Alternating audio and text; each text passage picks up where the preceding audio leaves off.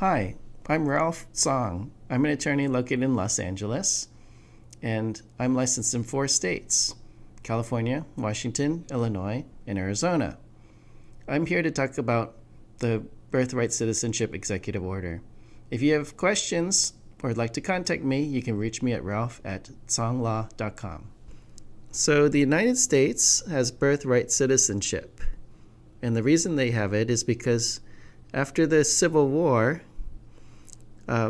the United States required the southern states to sign the 14th, 15th, and 16th Amendments to rejoin the Union. The 14th Amendment, among other things, grants birthright citizenship. On the first day of office, President Trump issued an executive order which stated that he was going to defend citizenship by eliminating birthright citizenship and the interpretation of it, that anyone who was born in the U.S. was automatically a U.S. citizen.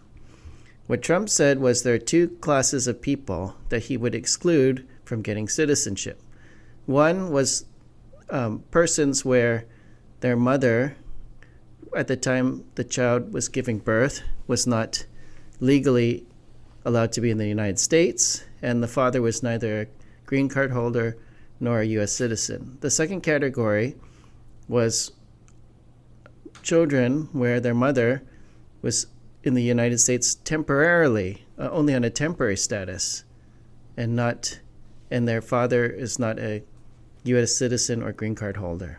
The executive order immediately, about 22 states, as well as some civil rights groups, filed suits to stop the executive order from taking place. The executive order is actually not to take place until February 19th of this year, 30 days after it was issued. Because of the lawsuits that were filed against it, the executive order is currently stayed. It's currently enjoined, which means it will not be enforced.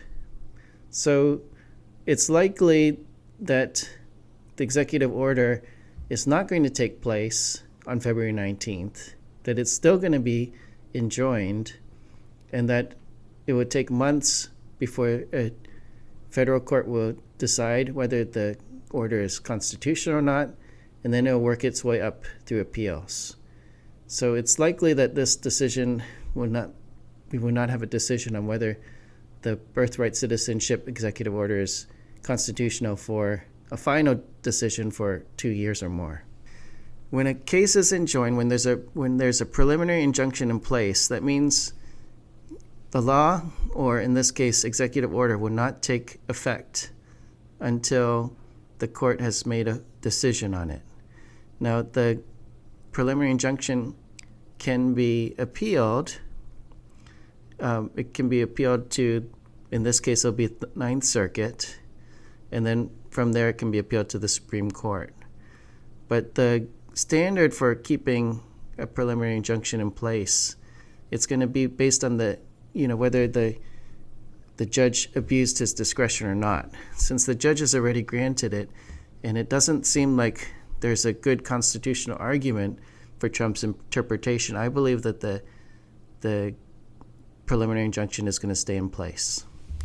The steps you should take are to speak with your lawyer to determine first if the executive order, if it took place, would affect you. And then second, you'd want to ask your lawyer what would they do if the executive order does turn out to be constitutional.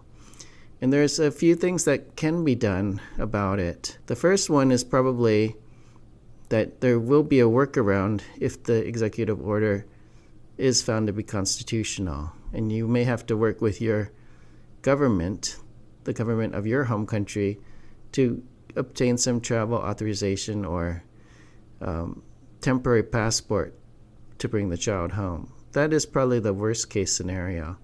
But lawyers are trying to think of ways that we may be able to get citizenship documents such as passports, even if the executive order is not stayed. The situation is changing pretty rapidly, so we cannot really tell you what the solution will be until we have some more guidance and we know what the federal agencies are going to do.